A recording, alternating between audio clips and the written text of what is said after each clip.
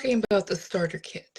We want to really explain to you what it is all about. Thank you to all of you who have already purchased it. And we're just going to go a little more detail today. So my name is Dorla Aparicio, and with me every Thursday is Mindy Rawlinson. Hello. We are both group piano teachers, and we love to come on here and talk more about group piano. So, Mindy, why don't you give us a little review about what is in the multi-level group piano starter kit? Okay. Well, first of all, we created the starter kit for those of you who may be find it daunting to teach multi-levels in the same group. So the starter kit is a great way for you to just jump in and see how easy it can be.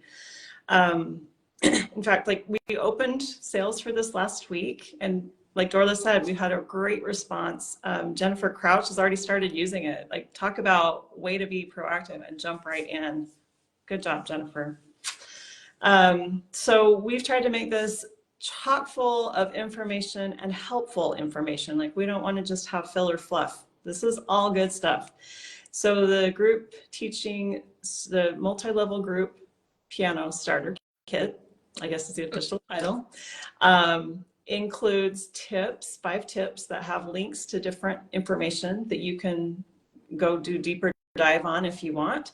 We have a classroom layout guide with 8 different group teaching piano layouts from different teachers. We have a leveling guide, so you can assess your current student base and figure out which piano pyramid part they need to be able, they should be at, so that you can give them the correct level for them and they can be successful in a multi-level group. And then we have a full lesson plan for you. And this has scale work, theory pages, an ensemble. You can take your time with this. You could work over several weeks. If you want to grab some of our other freebies, like Sky, you could extend this starter kit to get you through an entire month worth of teaching. So it's just a great way to jump in and say, okay, we're going to see how awesome this is. Did I leave anything out? No, I think that it covers everything. Oh, well, we do include the scale needed for that lesson. Yeah. And the theory pages. Yeah. Yeah. So as part of the lesson plan, I think it's the most important part, because it's the questions we get the most, is how do we teach all the students at the same time if they're all not playing the same exact thing? If you're using piano pyramid ensembles, you know that they're all going to be playing the same song, but not necessarily the same part. Our piano pyramid ensembles have 5 different parts, from beginner to early intermediate. You don't need all of the parts in order to make it sound good. Whatever parts you put together, I guarantee you it's going to sound good. And if you play the pianist 4 with them, it just makes a bigger, more fuller sound. But here's how we have made it work to teach everyone at the same time. So after they play their scales, we have that tonality now, because usually the scale that we ask you to review with them is the scale as the tonality that the piece is in. So for this 27 that comes in the kit, it's C major. And I take my kids away from the piano. I have them sit on beanbags on the floor, and I want them to listen to the music. So I either play it or I have a recording that plays it. And they know that as soon as the music starts, they can start numbering the measures. This is how we are able to keep everyone together once we come back to the piano. Or if we're talking about something, we can say, go to measure 15, and everybody knows where to go. So they number the measures while they listen. If I have, let's say I only have 3 levels in this class. Let's say I have prep pianist, pianist 1, and pianist 2. So I'm going to let them listen to pianist 4 first, even though there's no one else that is in piano. There's no one in pianist 4, because that is the main piece that has the context of everything else that everyone's doing. So they just listen to it while they're numbering the measures. Then I would put on, I would play pianist 2. If they are finished numbering the measures, they use their finger to go through each measure. While the music is playing, I am saying the numbers of the measures so they can know where we are. Then I play pianist 1 and I say the measures. Everybody has to go through it. I don't care what level you are. And then we do prep pianist. And now everyone has a context for the piece, okay? Now I will tell pianist 2 and pianist 1, go to your piano and sight read. Use your headphones. And then I call prep pianists, which are the beginners, and if this is their first lesson, they know nothing. I call them to my piano. It's a central piano. And then I teach them how to play the song, just like you would teach in a private lesson. But now I probably have 3 kids that are in the beginner level, and I'm teaching all 3 of them at the same time. I show them what to do. Very quickly, they play part of it for me, make sure they understand, and I send them to their piano to use headphones and work on what I just taught them. Now I call pianist 1, let's see, what did you figure out at your piano? Sometimes they haven't figured out anything. They were just like, I don't know what to do. And if you see that happening while you're teaching another group, tell them to work on their theory pages. No big deal. Now pianist 1 comes to my central piano, and I do the same thing. I teach them just like I would in a private lesson, but with the goal for them to be independent. I'm not going to spend 20 minutes on it. I maybe spend 3 minutes showing them, because these kids now have some experience at the piano. So I can tell them now, this is what I want you to focus on. Remember this, blah, blah, blah. Go practice with headphones on. And now I bring up pianist 2 and I do the same thing. And they go and practice. Pianist 2 would have figured out at least the first page or the first 8 measures. And so I really will be correcting them or just showing them the parts that will be challenging in that piece. Then while everyone is with their headphones on, prep piano is probably already finished. Okay, so I'm going to ask them to play for me with their headphones on, and I watch them. I can watch them because I'll probably sit them together, like next to each other on the pianos. With their headphones on, I can ask them to play, and I can go through each one. I don't have to hear the whole piece to know if they understand. I mean, we're piano teachers. We've been doing this for a long time. We don't need to connect our headphones to theirs. We already have been in this tonality for the whole 20 minutes since they were numbering the measures till teaching them. So we know what it needs to sound like, and we can tell what they're doing. I do the same with pianist 1, pianist 2. And then I like to let them leave their headphones on, because now I'm going to play prep pianist while everyone plays with me, but with their headphones on. And I do that, and I say the measures also.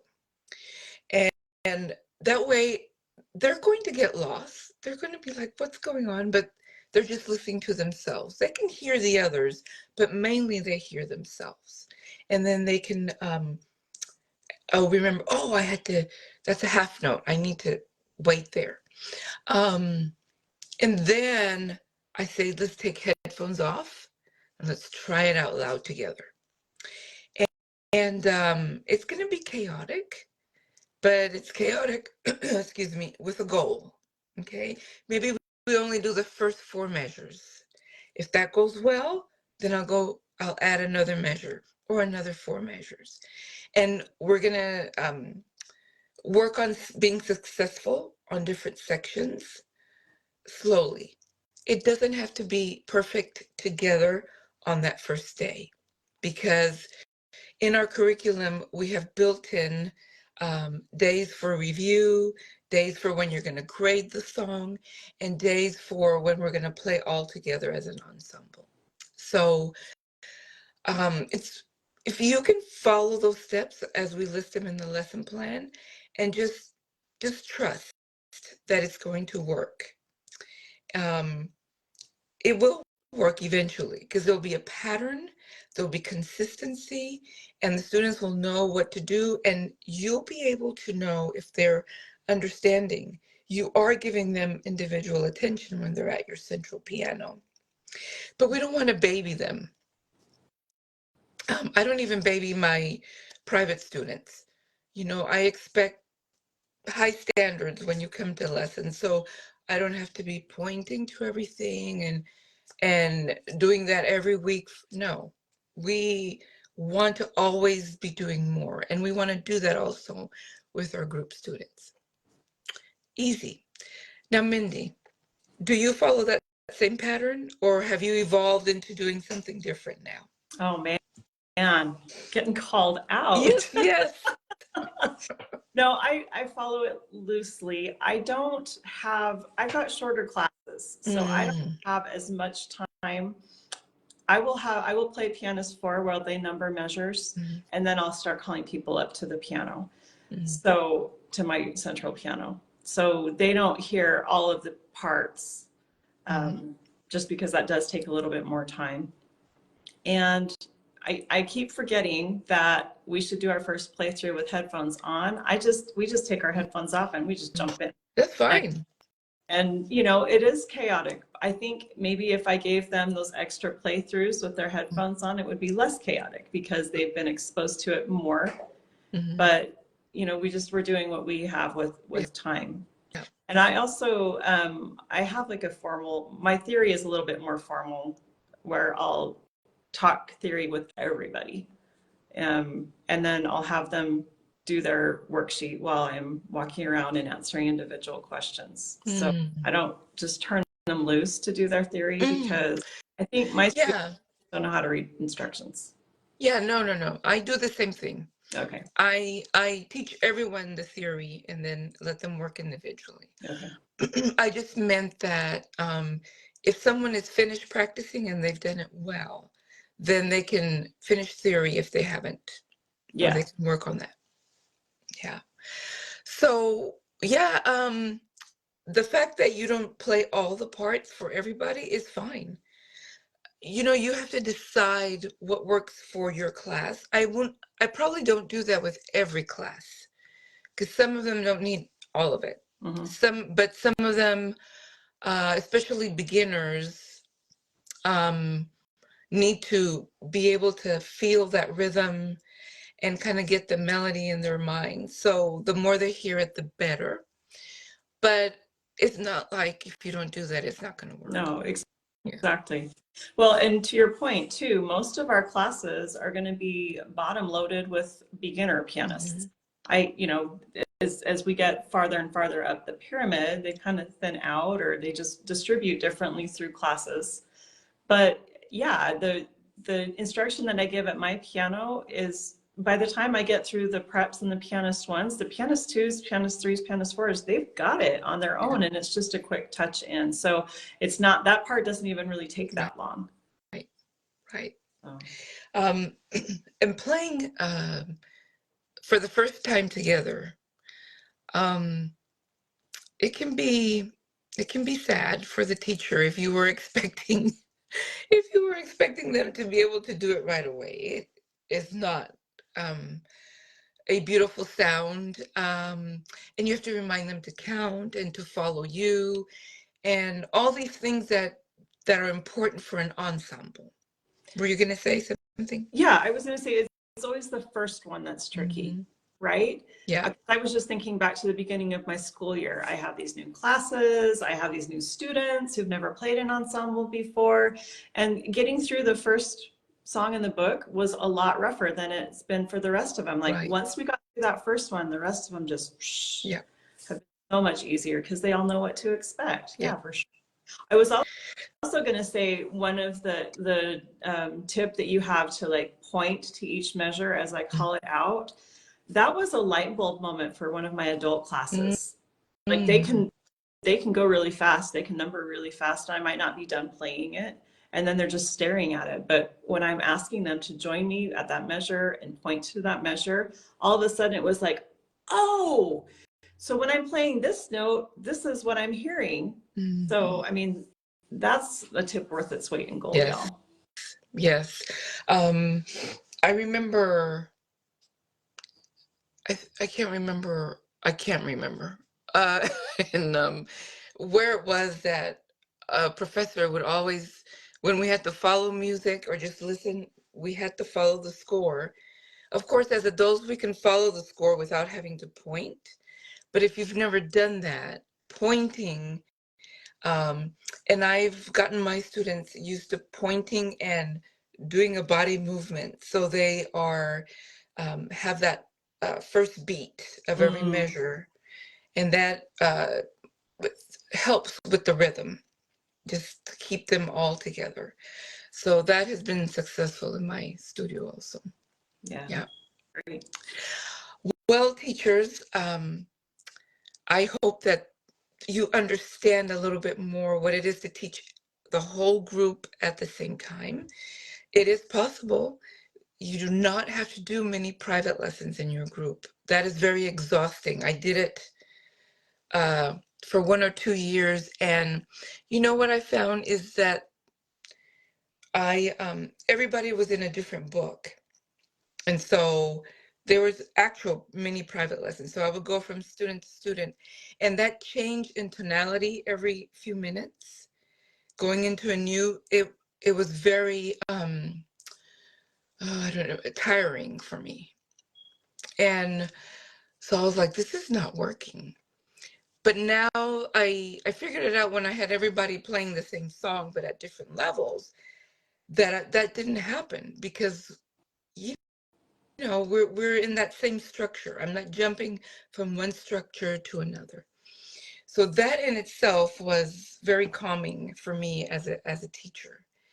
And so, try it, teachers. If you look at the lesson plan we have added in this starter kit, you will find all the details explained for you there. And if there's something that you have a question, you can always contact us on Facebook or send me an email. I'm happy to answer your emails. Yep. So thank you for listening. We hope to be with you again next time talking about group piano. Bye-bye.